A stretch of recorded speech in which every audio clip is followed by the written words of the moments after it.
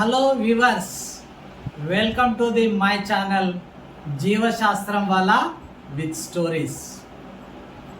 Dear students, ఈరోజు topics మీ కొరకే.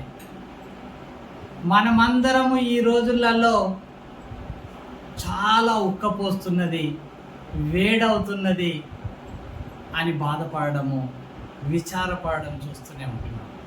కానీ దీనికి కారణం ఏంటిది? ఒక్కసారి ఆలోచన చేశామా? ఓ 50-60 సంవత్సరాల కింద వెనుకకు వెళ్ళి చూస్తే ఇలాంటి పరిస్థితులు లేవు, ఇంత వేడి లేదు. ఈ రోజులలో టెంపరేచర్ 46 డిగ్రీలు 50 డిగ్రీలు మించిపోయేటువంటి పరిస్థితి వచ్చింది. దానికి కారణం ఎవరో కాదు, మనమే. అడవులని ధ్వంసం చేశాం, ఇండ్లను నిర్మించాం, కాంక్రీట్ జంగల్ అయిపోయింది.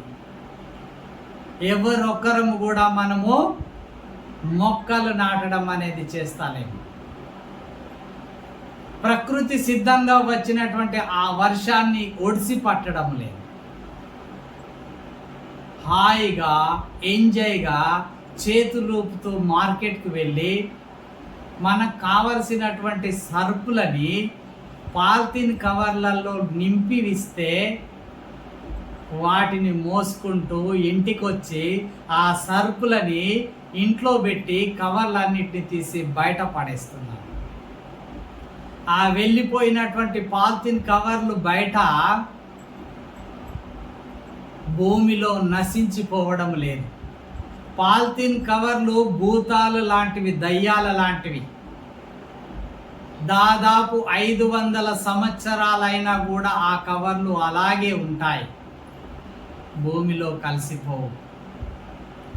మరి ఇలా భూమిపై ఉన్నటువంటి ఆ పాలిథిన్ కవర్లు వర్షం వచ్చినప్పుడు ఆ వర్షపు నీరు నేల మీద పడ్డప్పుడు ఆ నేలలో పైన ఉన్నటువంటి కవర్లు నీటిని భూమి లోపలికి ఇంకకుండా చేస్తూ ఉన్నాయి. నేలలో నీరు లేనప్పుడు, భూగర్భంలో నీరు లేనప్పుడు ఏమవుతుంది? భూమి వేడెక్కదా? భూమి వేడెక్కుతుంది కదా. మరి ఎందుకు మనం మర్చిపోతున్నాం? అంతేకాదు, మన ఇంటి చుట్టూ మన పరిసరాలన్నీ కూడా సిమెంటుతో మొత్తం కప్పేస్తున్నాం. అంటే భూమిలోకి నీరు వెళ్ళే ఛాన్స్ కూడగొట్టాం. దానంతటికి కారణము కవర్లు. వచ్చినటువంటి నీరంతా కూడా నదుల్లో నుండి సముద్రాల్లోకి వెళ్ళిపోయి వృధా అవుతున్నది. మరి ఒకవైపు మొక్కలు నాటడం లేదు, వర్షాలు పడడం లేదు. దానికి కారణము మనమే. కాబట్టి డియర్ ఫ్రెండ్స్, డియర్ స్టూడెంట్స్, ఒక సైన్స్ ఉపాధ్యాయునిగా నేను మీకు ఇచ్చేటువంటి సలహా ఏంటిదనంటే, మనమందరము మొక్కలు నాటుదాం. ఎప్పుడైతే మొక్క నాటుతామో అప్పుడే మనం సుఖంగా ఉంటాం. ఒక మొక్క వల్ల ఎన్ని లాభాలు ఉన్నాయో చూడండి. మనం ఈరోజు బ్రతుకుతున్నామంటే మనం పీల్చేటువంటి గాలి ఆక్సిజన్ మొక్కల నుండే లభిస్తుంది. మనలో ఉన్నటువంటి వ్యర్థమైనటువంటి గాలిని పీల్చుకొని, కార్బన్ డైఆక్సైడ్ని పీల్చుకొని మనకు కావలసినటువంటి మంచి నీరు, గాలిని, ఆక్సిజన్ను మనకు అందిస్తూ ఉన్నది. అదే మొక్క వృక్షంగా మారి ఫలాలను ఇస్తున్నది. అదే మొక్క నుండి ఫైర్వుడ్, వంట చెరుకు లభిస్తున్నది. ఒక మొక్కలో ఉన్నటువంటి అన్ని భాగాలు, కొన్ని ఔషధ మొక్కలలో వేర్లు, ఆకులు, కాండము, పత్రాలు ఔషధాల్లాగా పనిచేస్తున్నాయి. ఫర్ ఎగ్జాంపుల్ వేప.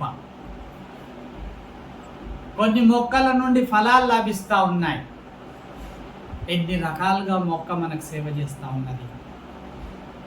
మనం నిరుపయోగం, మనుషులుగా మనం ఈ సమాజానికి ఉపయోగపడం, కానీ మొక్కలు అలా ఉపయోగపడతాయి. ఎక్కడైతే వనాలు, వృక్షాలు, అడవులు ఉంటాయి అక్కడనే వర్షాలు ఎక్కువ పడతాయి. వర్షాలు పడ్డప్పుడే నీరు భూగర్భంలోకి వెళ్తుంది. ఫర్ ఎగ్జాంపుల్ మనము ఒక కొబ్బరి కాయని తీసుకుంటే, కోకోనట్ని తీసుకుంటే, కొబ్బరి బొండని తీసుకుంటే, మనం ఒక 10-20 స్ట్రాలు పెట్టి లాగితే ఆ నీళ్ళని పీల్చుకుంటే ఎంత తొందర అయిపోతుంది. మరి అలాగే ఈ కొబ్బరి బొండం లాంటి ఈ భూగర్భంలో ఉన్నటువంటి నీరే తక్కువ, మనం బోర్ల ద్వారా మనం నీటిని అంతా బయటికి లాగేస్తూ ఉన్నాం. మరి ఈ రైట్స్ మనకెక్కడ?